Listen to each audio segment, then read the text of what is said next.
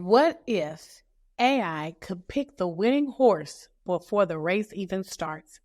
In this episode of Lead with AI, I sit down with Mike Skura, founder of RaceOracle AI, a groundbreaking platform using artificial intelligence to revolutionize horse racing predictions.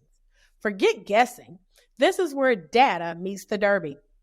If you've ever dreamt of betting smarter, faster, and more accurately, this episode is your inside track. Let's get into it. Welcome to Lead with AI. I'm Dr. Tamara Nall. In each episode, we will take you behind the scenes with visionary leaders shaping the future of AI across public and private sectors. Join us as we explore groundbreaking projects and innovations that are transforming industries and making a real impact on people's lives. Let's dive in. Hi, everyone. How are you? It is Dr. T, and today we have an exciting guest, Mike Skura, who is going to talk about RaceOracle AI. And let me tell you, I have been to different horse competitions, racing. I don't even know what to call it. Mike, what is it called? It's called the Sport of Kings. Okay, the Sport of Kings. Okay. And I wanted to bet, but I wasn't quite sure. So today we have a guest that is going to help you with your odds of winning. So Mike, welcome to the show. Welcome to Lead with AI. How are you? Oh, thank you very much for having me, Tamara. I'm thrilled to be here today. Awesome. So let's get into it. So tell us a little bit about yourself. At your core, who are you? How did you even think about this and think about creating an AI platform that can actually help people better predict the outcomes of horse racing? Yeah, absolutely. So the origin of Mike Skura starts way before the origin of RaceOracle. I actually came to this country, immigrated to the United States back in the 90s, moved from Poland, and settled in New England. So was in Rhode Island for the first part of my life, and really was just absolutely excited about what the future has to hold.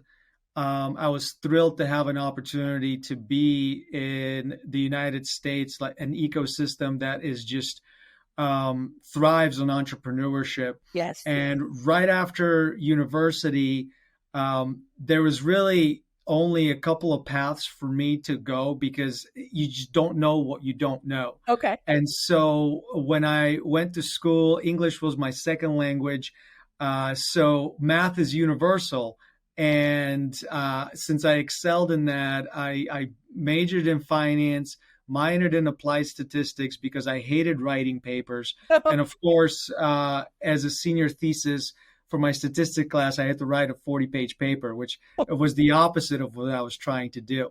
But shortly after graduating, I went into finance and started working for one of the largest asset managers in the world. And I spent the first 12 years of my career really understanding what a big company looks like. And had a lot of great success in the first 12 years. But, there comes a time in, I think, everybody's life, especially when you experience a lot of success very early on in your career, where you kind of say to yourself, is this all there is, or, am I capable of more? And so 10 years ago, I decided to, ask myself that question.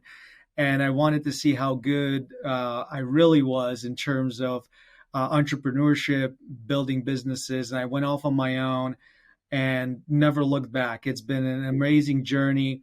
Entrepreneurship is just something that you can't learn anywhere else besides in the trenches, actually doing it. Right. That's what I believe at its core is, you can talk about things till you're blue in the face, but until you're finally there, raising capital, managing people, solving problems, trying to understand how things work, building product, all those things are incredibly challenging and incredibly exciting at the same time. And so I started really in a very small way by going and getting into mergers and acquisitions, buying a very small company that was doing less than $1 million in revenue and growing that, having some early success in a very, small way, a measurable way, a way that I could really kind of get my hands around. And then from there, it just kind of snowballed into trying to find the most scalable business opportunities that the world has to offer. Right. And along the way, I partnered up with a co-founder of mine. He's a level 3 CFA, one of the smartest, most astute capital markets individuals I know. Mm-hmm. And the two of us were on this, have been on this journey together, trying to find these scalable ideas that could potentially change the way that people look at entertainment and sports in general. So, having lived in a number of different places in my career, the Northeast, in Boston, and in Rhode Island, and in Dallas, Texas, being exposed to a lot of different cultures in the Pacific Northwest. And then finally, in 2012, moving to, out of all places, Louisville, Kentucky. Okay. Yeah. And that's right. We moved here 12 years ago to be here for a couple of years and do something else. And here we are 12 years later, just completely fell in love with the culture. And one of the biggest things about the culture here in Kentucky is horse racing. Yes. So my best friend lives in Louisville. So very familiar with it and very familiar with Kentucky Derby. And yeah. Mm-hmm.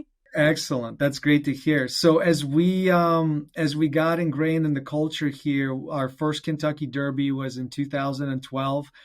And we haven't missed one since, with the exception of the COVID Derby. Mm-hmm. Of course, nobody was allowed to go to the track. Mm-hmm. But we were surrounded by people in the equine industry, folks that were trainers, that were jockeys, that took care of the horses, that were in the racing industry.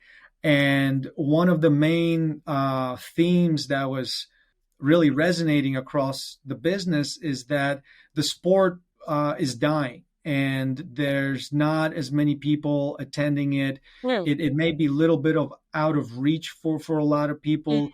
A lot of people find it very intimidating because it seems like, how could you ever try to pick a winning horse, right?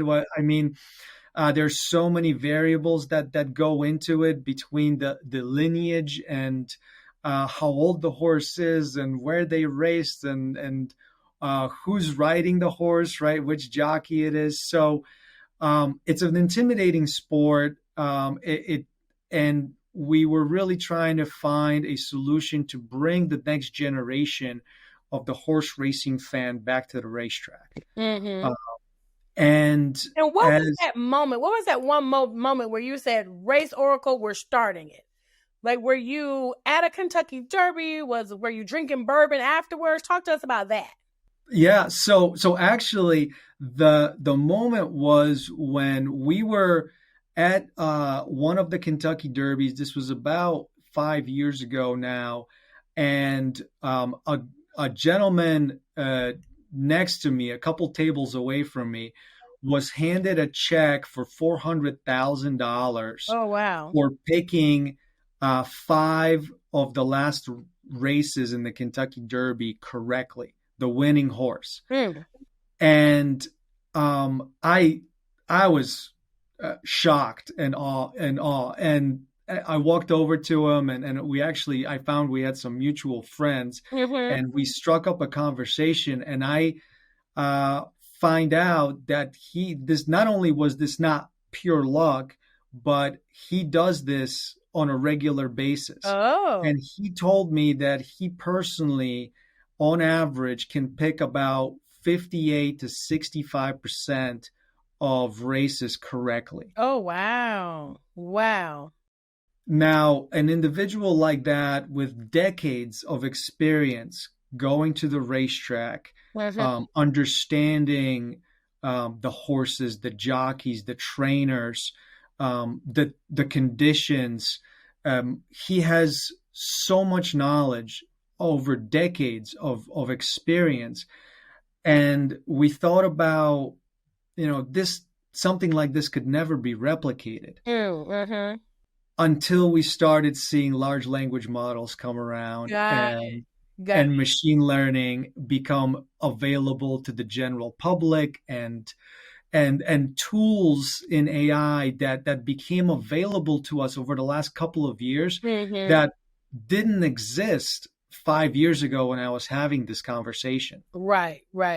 And talk to me about, what is a moment? What's a holy smokes moment? Talk to me about a jaw-dropping moment where one of your customers or one of the users of your platform was like, oh my God, is this really happening? Like, did I really get this right? Did I really make this much money? Talk to us about a short scenario like that. Yeah, we were actually 3 weeks ago at Churchill Downs watching some races, and we were doing very traditional ground and pound marketing. We were talking to people about what we're doing and how we're doing it, and just walking around a racetrack. And we spotted a couple of folks who were at the ticket window, and they were complete novices. Okay. First time at the racetrack. So a kind of, I would say, ideal customer, somebody new to the space. And we showed them how easy it is to pull up our platform, pick the latest race that you're looking at, and then make a determination of what the top picks look like based on the statistical probability and the AI odds. And lo and behold, the person ended up winning $1,700 that day. Oh my goodness. So is it kind of like a quick pick? I sometimes I used to live in New York, go on the bodegas, and people say, I want a quick pick. And it tells me is that kind of what your platform does? I can choose, or you tell me? So it really is it's a tool, right? What we want to do is we want to really simplify the decision making for the fan, because if you've ever opened up a racing sheet or a race book when you're at the track, or if you're watching at home, it looks like an Excel spreadsheet, and it's just full of numbers, and most people have no clue what any of those numbers mean. So we really needed to find a way to take all those numbers and simplify it into a very easy graphic that shows you, based on the 600,000 horse races that the model has learned from in the past, based on all of the current conditions, and we run the model every 10 minutes. So we get the most up to date. So if there's a scratch, if a horse falls out of a race, for example, if a trainer decides to pull him out, that gets updated in the model. If it starts raining in the middle of the day, that gets updated in the model, because now they're running on a muddy track versus a dry track. So all of those things are live updates within the platform, and they all impact what is going to happen in that race. And what we do is we take all of that information, all of that data, and we simplify it into a very simple bar chart that has the horse's name and what our probability of that horse winning the race is. And it's as simple as that. And this runs 10 minutes, every 10 minutes, 24/7? On every race in the United States. Oh, okay. So every race on the United States. So is racing all year round? There is. Yep. There is racing. Most people know horse racing for what we can call the Triple Crown, which is the Kentucky Derby, the Preakness, and the Belmont Stakes. Those are the three biggest races in our industry, and that's where we see the most activity. So just to give you kind of frame of reference, 150,000 people attended Churchill Downs for the Kentucky Derby, and there was over $2 billion that was bet on the Kentucky Derby race alone. $2 billion. So Hmm. So there's some significant money flowing around there. Yes, no, absolutely. And you talked about how just the other day you met a new a novice, and you introduced them to the platform. They won $1,700. Talk to me, since you started this RaceOracle AI journey. Talk to me about a time where you were like, yes, and you jumped up and did your victory dance. If you want to show us what that is, that's fine too. But just a moment where it's like, we did it, where even you yourself was in shock. Like, I cannot believe that I, Mike from Poland, am standing here and RaceOracle is doing this, that you yourself, your LLM was so powerful that it shocked even you. So I'll preface this with the fact that we launched this product, and so the RaceOracle was born on May 1st of this year, Oh. and the Kentucky Derby was on May 3rd of this year. So the model was running and learning for 3 days. And on the third day, and we have the data to prove this, and we're going to be posting all of this on all of our social media channels. So the proof is in the pudding. We are posting all of our picks and everything. But on the third day, it actually picked the top 2 horses that finished first and second in the Kentucky Derby. What? It picked them. It didn't pick the order in which they finished, but it picked the top 2 horses. So if you had an exacta, which is first and second horse, but if you had them coming in any order, you were very well off that particular day, and we ended up placing the winning bet on the Kentucky Derby that day, which was very exciting. But the fact that the model was only alive for 3 days and learning only on 3 days worth of races, and we were able to get that particular race right, was very exciting, because it's one of the hardest races to actually predict, because there's so many good horses running. Yeah. And good horses running and so many different variables. Okay, Mike. Now I have an issue. And my issue is, we were introduced before May 1st, and I could have played and won. And this is, I'm going to just tell you, this is an example of why I just love this podcast, because AI is so powerful, and there are all of these different products that are being made and developed, and our listeners can find out about this. So this is exciting, but that is absolutely amazing. That is absolutely amazing that you could do that. RaceOracle AI, within 3 days of data, and iterating, can do that. That is amazing. Now let's get to something that my listeners do like to talk about, and that's the ethics. Ethics, you're dealing with obviously a very powerful tool. And how do you keep a human in the loop? How do you maintain the ethics around what you're building? So, do you have enemies? That's another thing. Like, do you have enemies, and who are they? They haven't, maybe we'll get some nasty grams after this podcast from some potential folks, but I doubt it. Okay. This seems to be kind of a net positive across the board. Mm-hmm. If you think about the companies that are actually accepting the bets, so like the Churchill Downs or the Twin Spires of the world, the TVGs, they're in the business of the way that horse betting works. It's parimutuel. So there's nobody really on the other side that is losing. It's just a pool of money that gets divvied up, right? And so the organizations that are actually taking these bets on these horses, they would love for more people to be placing more bets. So there's not like a house.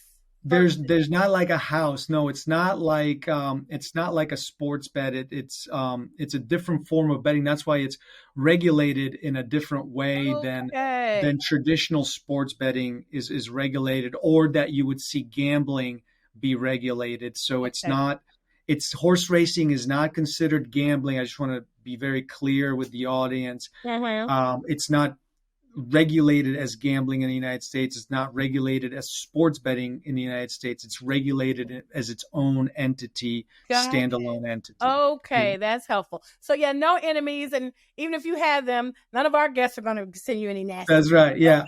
So net, we believe it's a great positive because Yeah. one, it helps people have more confidence Mm-hmm. in the wagers that they make on particular horses. So it also allows them to possibly wager more once the model is once they believe in the model is more tested. You still have to make the right kind of wager. So just because you know which horse is going to win, that doesn't mean that is the best bet to make Mm-hmm. in terms of payout, right? So you still have to know how to make the correct bet, which we also help you do by providing additional tools that guide you in saying this is the highest probability bet, this is the highest payout bet, and the fan can really make a determination of if they would they rather make a safe bet or would they rather make a more risky bet. That's kind of the difference that we're able to show fans, but it just gives everybody a little bit more confidence in what they're seeing. And the biggest thing that I really wanted to do is I wanted to bring the sport of horse racing to the next generation of fans, Well, and eliminate that intimidating factor of this being a complicated and really just like a knowledge intensive mm-hmm. endeavor. I think this is from personal experience. I'll tell you, it's a lot of fun. Yeah. It's a great social event. Right. There's few places that are better to go for a day and spend with your friends or coworkers or entertaining potential business clients. And then if you can pull out a tool out of your pocket Yes. that eliminates a lot of the guesswork, it creates a lot of great entertainment. And it would make you very cool too. You pull it out and then you're talking about different stuff and placing bets, and then you win and everyone's like, oh my God, you definitely give you kudo points for being like the cool person in the crowd. No doubt. Ethics. Talk to me a little bit about ethics. So how are y'all looking at ethics around building and further developing RaceOracle? Yeah. So first and foremost, we need to make sure that our data is accurate Mm-hmm. and it's coming from reputable sources. So I think like in most AI based businesses, what you put into the models is critical in terms of what you get out of them, right? So we have partnerships with a couple of the largest data providers in this space that are providing us with accurate, timely data that then we can use within the models. And that's really, the most important thing is that we give, data with integrity to our customers. Yeah, no, that's important. Now let's talk about the future. I used to ask this question and say, okay, let's think about 2030 or 5 years from now. But AI is evolving so much. I mean, it could be a month from now. So let's talk about what is the future of RaceOracle AI? Where do you see it and in the near future? We hope and plan that one day we will have so many people using RaceOracle AI that it will actually move the odds on the horses themselves. So if our model predicts that a certain horse is going to do better than others, we believe that so many people could potentially bet on that horse that it would move the odds in the favor of that horse. So our short-term goal is that enough people will trust the platform and use the platform that we will create so much volume in the industry that we will have an impact on horse favorability within races.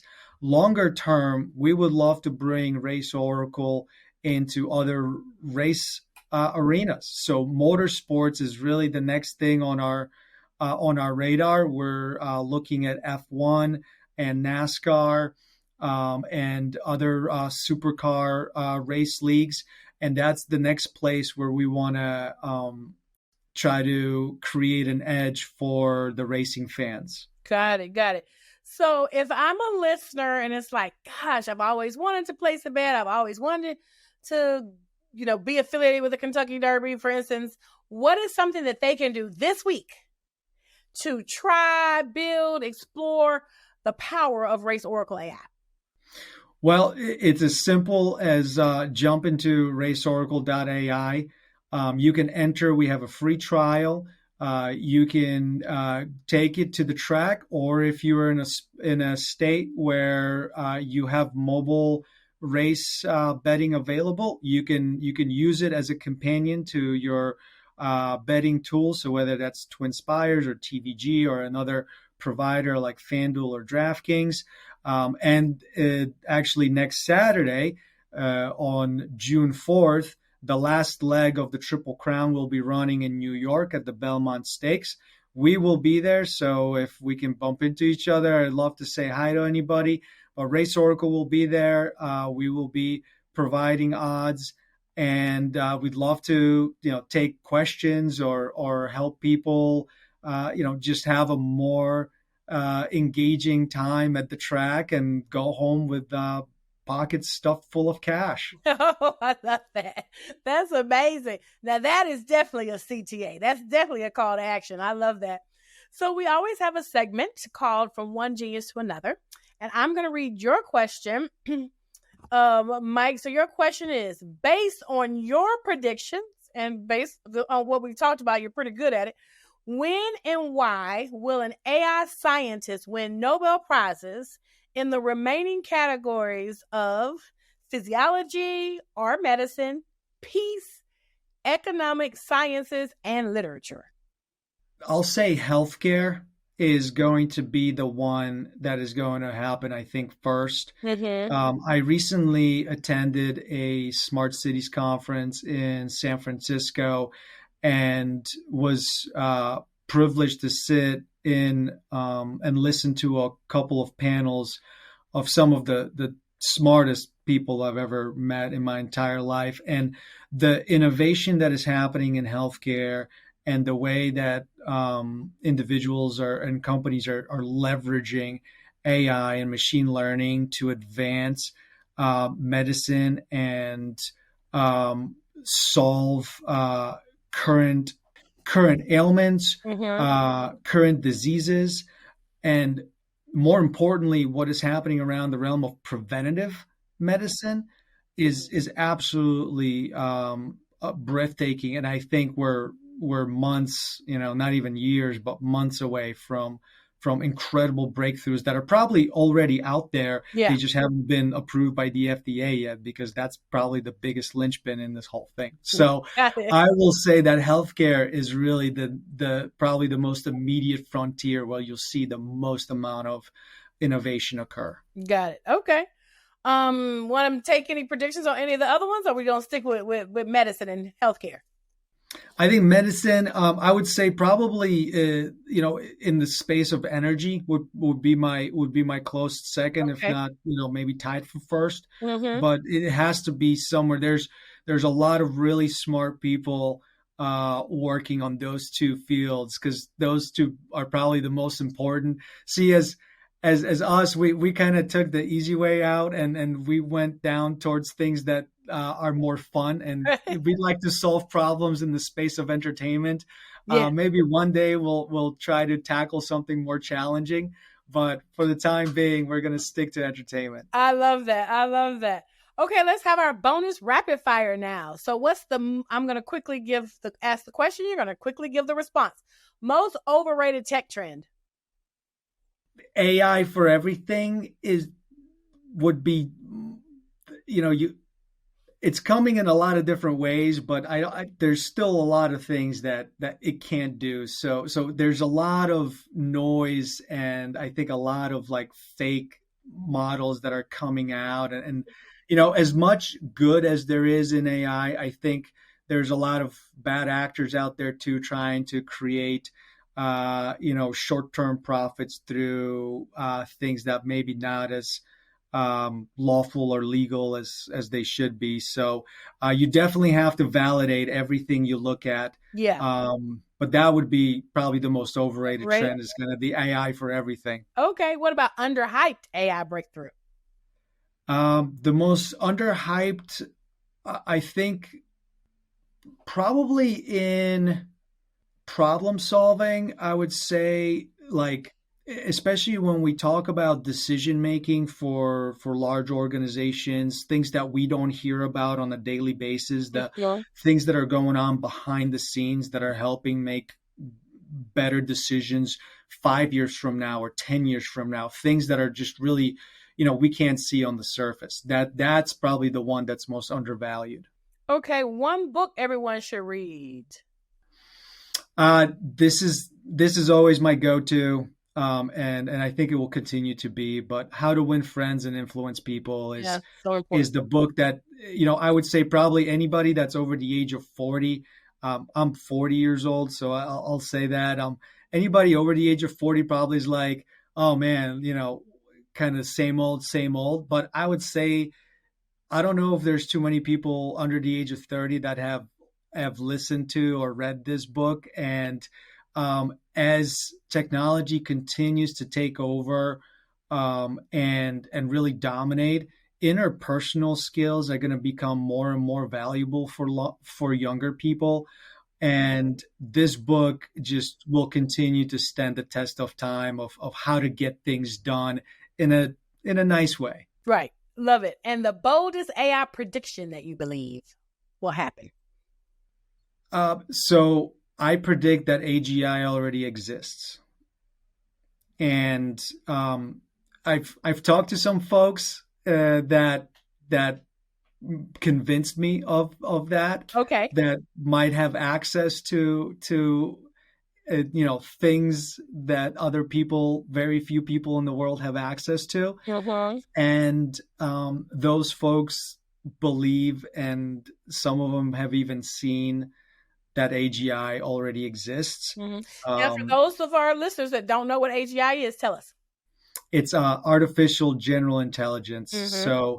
So the ability of the AI model to make their own decisions, think independently, and that's and not need us. not need us. Yes. The AI doesn't need the humans. That's right. So I think that chasm has been crossed. I just, it's only a few people are aware of this, which is probably for the best. It's kind of like, you don't, even if aliens exist, you probably don't want to let everybody know they do. Right. Okay. I love that. So, Mike, I have loved this conversation. I'm excited about winning. Our listeners are excited about winning. Tell us again, how do we get in contact? How do we start with the product? Where do we go? How do we get in contact with you and your team? We'd love to follow you and continue success. Yeah, absolutely. So please visit us at RaceOracle AI. It is really a very simple and intuitive tool that can help you just have a lot more fun and take advantage of something that you maybe not have been able to take advantage of before. And feel free to get in touch with us at Tim at RaceOracle.ai is our go-to. That's my co-founder's email. He's managing all the inboxes right now as I'm out there on the front lines. Right. So hopefully he'll get an influx of questions coming to him. Amazing. Mike, thank you so much. This was such an amazing conversation, and can't wait to hear about the future of RaceOracle AI. Thank you, Tamara. Enjoyed it. Thanks. Thanks for tuning in to Lead with AI. I'll see you next time as we continue exploring the cutting-edge innovations shaping AI across the public and private sectors. Until then, keep leading with AI.